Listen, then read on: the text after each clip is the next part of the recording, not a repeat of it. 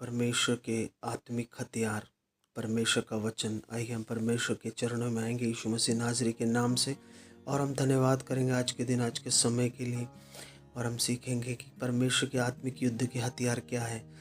और हम देखते हैं कि जिस प्रकार इफिसियों की पुस्तक उसके 6:12 में लिखा है, क्योंकि हमारा यह मल्ल युद्ध लहू और मांस से नहीं परंतु प्रधानों से है, अधिकारियों से और इस संसार के अंधकार के हाकिम से, उस दुष्टता की आत्मिक सेनाओं से जो आकाश में है। सो मेरे प्रियो, उन आत्मिक हथियार को जो परमेश्वर ने हमें दिए बांध लीजिए, पूरे दिनों का सामना कर सके, जब सब कुछ पूरा करके स्थिर कर सके। इसलिए सत्य से अपनी कमर कसकर, धार्मिकता की झिलम पहनकर, पाँव में मेल मिलाप सुसमाचार के जूते की तैयारी कर, और इन सब के साथ विश्वास की ढाल लेकर स्थिर रहो, जिससे तुम उस दुष्ट के सब जलते हुए तीरों को बुझाड़ सको। उद्धार का टोप आत्मा की तलवार जो परमेश्वर का वचन ले लो। हर समय हर प्रकार से आत्मा में प्रार्थना और विनती किया करो, जागते रहो। ये परमेश्वर का वचन है। जिस प्रकार हम आज देख रहे हैं, कल के वचन में भी हमने देखा था कि किस प्रकार हम परमेश्वर के हथियारों के रूपी वचन का इस्तेमाल कर सकते हैं, क्योंकि हमारी लड़ाई लहू और मांस से नहीं है, अंधकार की शक्तियों से। मेरे प्रियो, शैतान भी वचन विपरीत स्थितियों में इस्तेमाल करता है, लेकिन उसको उसका इस्तेमाल नहीं मालूम है। वो बस केवल उस वचन को हम तक पहुंचाता। देखो ये लिखा है तुमने इसके कारण से, जैसे बाइबल कहती है 1 यूहन्ना 3:19-20-21 में, कि जब हमारा मन हमें दोष देता है तो हमें परमेश्वर के सामने हियाव नहीं होता। लेकिन बाइबल कहती है कि आओ हम परमेश्वर के अनुग्रह के सिंहासन के निकट आओ, हियाव बांधकर हम पे अनुग्रह दया हो। देखो प्रियो, जब चेलों के ऊपर विपत्ति आन पड़ी, हम देखते हैं प्रेरितों की पुस्तक उसके 4 अध्याय 28, 29, 30 में लिखा हुआ है कि चेलों ने कहा कि हे परमेश्वर, उनकी धमकियों को देख। चेलों को धमकियाँ आ रही थी, उन पर सताव आ रहा था। उन्होंने कहा हे परमेश्वर, उनकी धमकियों को देख और अपने चेलों को ये वरदान दे कि तेरे पवित्र सेवक यीशु मसीह के नाम से चिन्ह और चमत्कार किए जाए। और चेलों ने परमेश्वर को पुकारा और परमेश्वर उनकी प्रार्थना को सुना। सचमुच परमेश्वर दूतों को भेज के छावनी की हमारी रक्षा करता है। परमेश्वर ने कहा कि मैंने अपने नाम से बढ़ के अपने वचन को महत्व दिया। तो मेरे प्रिय, जब परमेश्वर ने अपने नाम से बढ़ के अपने को वचन को महत्व दिया, तो हमें हर समय परमेश्वर के वचन का इस्तेमाल करना चाहिए। बगैर परमेश्वर के वचन के इस्तेमाल से हमारी प्रार्थना कुछ ऐसी है कि एक हथियार हमारे हाथ में, लेकिन उसमें धार कुछ नहीं है। जैसे परमेश्वर ने यिर्मयाह उसके 1 अध्याय उसके 1 के 9 और 10 में कहा, तब यहोवा ने हाथ बढ़ाकर मेरे मुंह को छुआ और यहोवा ने मुझसे कहा, देख मैंने अपने वचन को तेरे मुंह में डाल दी। क्यों परमेश्वर अपने वचन को यिर्मयाह के मुंह में डाल रहा? वो इसलिए कि लोगों से, उन बातों से जो लोग हथियारों से आ रहे हैं, परमेश्वर का वचन जब हमारे दिल में उतर जाता है, जब वो प्रकाशन और रेमा बन जाता है, तब जब हम उससे युद्ध करते हैं तो हमसे कोई नहीं जीत पाता। बाइबल में कहा कि मैं तुझे दामना व यंत्र बनाऊंगा, तू पहाड़ियों को ख़त्म कर देगा। वो पहाड़ियाँ कैसे ख़त्म हो सकती मेरे प्रिय? परमेश्वर के बोले हुए वचन से। जैसे यीशु मसीह ने कहा कि इस पहाड़ से कहो कि जड़ से उखड़ के समुद्र में चले जाओ, शहतूत के पेड़ से कहो जड़ से उखड़ के समुद्र में चले जाओ। मेरे प्रियो, कोई भी बीमारी, कोई भी समस्या, कोई भी दुख, कोई भी तकलीफ और कोई भी ऐसी परेशानी बगैर वचन के नहीं जा सकती है। दाऊद कहता है, मैंने तेरे वचन को अपने हृदय में रख छोड़ा ताकि पाप न करूं।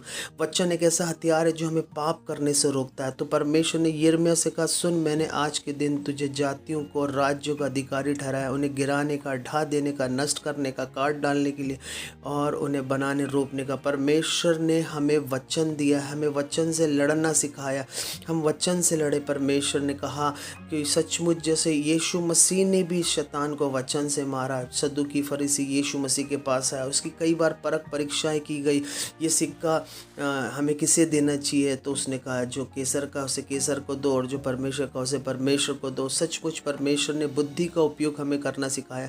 वचन बुद्धि है, वचन हथियार है, बुद्धि हथियार है। और बाइबल कहती है कि जिस प्रकार वचन सौपदेशक की पुस्तक में भी कहता है कि एक राजा जो मूर्ख था लेकिन एक दरिद्र बुद्धिमान था, उसने एक बड़े शूरवीर राजा को बुद्धि से हराया। उस दरिद्र भिखारी ने। लेकिन वो बुद्धिमान था, लेकिन परमेश्वर का वचन धारदार दो धारी तलवार से समान है मेरे प्रियो। जब हम परमेश्वर के वचन का इस्तेमाल करते हैं, परमेश्वर उसे हमारी सहायता करता है उसका उपयोग करने में। बाइबल कहती वचन को सुनने वाले नहीं परंतु वचन पे चलने वाले बनो। जो वचन को सुनता है उस पे चले जाता है, वो स्वाभाविक मुंह दर्पण में देखता है। इसलिए अपने आप को देखना, चले जाना, तुरंत भूल जाना। इसलिए मेरे प्रियो, जब आप वचन का इस्तेमाल करते हो तो परमेश्वर का आत्मा, पवित्र आत्मा आपकी सहायता करता है। जैसे पवित्र शास्त्र को बूझने के लिए लूका की पुस्तक उसके 24 के 45 में लिखा है, यीशु मसीह ने फिर उनकी समझ को खोल दी ताकि वो पवित्र शास्त्र को बूझ सके। मेरी प्रार्थना है कि परमेश्वर आपकी आंखों को खोले ताकि आप पवित्र शास्त्र को पढ़ते हुए समझ सके, क्योंकि लिखा है परमेश्वर का वचन जीवित है, प्रबल है, हर एक दोधारी तलवार से भी चौका है और प्राण और आत्मा और गांठ गांठ और गूंदे गूंदे को अलग करके आर पार छेदता है, मन की भावना और विचारों को जांचता है।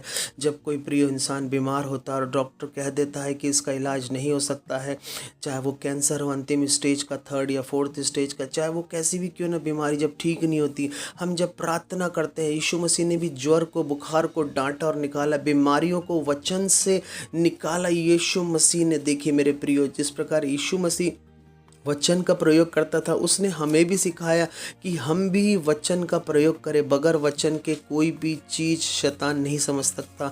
शैतान को एक ही लैंग्वेज समझती है, वो है वचन की। अगर हम सिंपल तरीके से प्रार्थना करेंगे मेरे प्रियो, शैतान इस बात को नहीं समझेगा। जिस प्रकार मत्ती की पुस्तक उसके 8 के 16 में लिखा है कि जब संध्या हुई तब उसके पास बहुत से लोग लाए गए जिनमें दुष्ट आत्माएं थी, और उसने आत्माओं को वचन से निकाला और सब बीमारों को वचन से चंगा किया। और ये वचन यशायाह भविष्यवक्ता के द्वारा कहा गया था और पूरा हुआ।